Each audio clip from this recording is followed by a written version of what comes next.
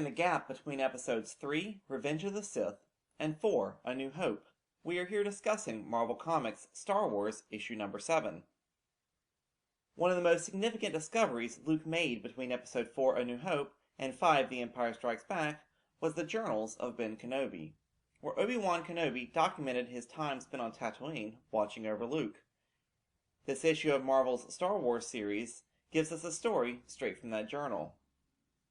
It was a hard time for Ben Kenobi on Tatooine. It had been years since he touched a lightsaber, but he had to hide his Jedi past in order to prevent being hunted down by the Sith. He found himself battling monotony and boredom in a time when he should have been training Luke Skywalker in the ways of the Force. But Luke's uncle did not allow it. A plot thread that has been echoed in the Korean webcomic Story Before the Force Awakens. However, Obi-Wan was also charged with protecting Luke, which was the one job he could still do.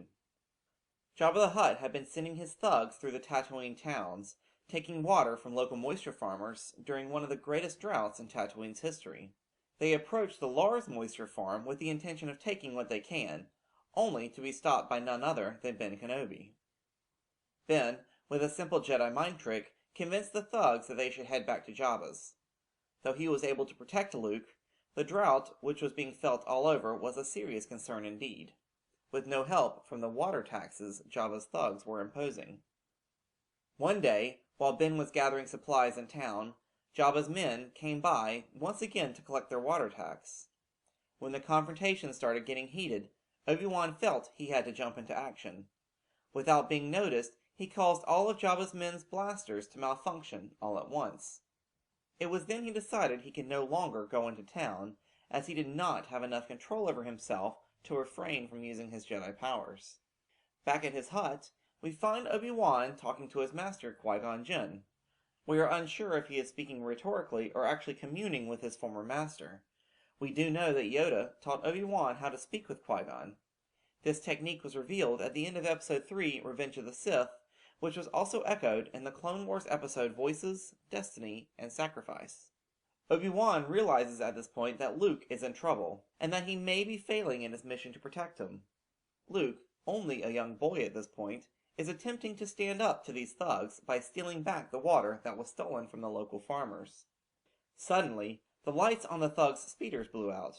One by one, strange things were happening to these villains, from being pulled into the ground to being lifted up in the air.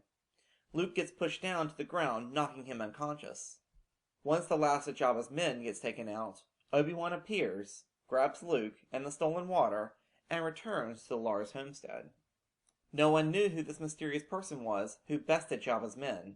However, it was the courage of a young Luke Skywalker who showed Obi-Wan that the ways of the Jedi were not dead. This was just the inspiration Obi-Wan needed to take up his lightsaber and embrace the Jedi that he is. Thank you for watching. Please subscribe to keep up with all the insight and analysis found here at Star Wars: The Canon Explained. You can also follow us on Twitter or visit us on Facebook. Till next time, may the Force be with you.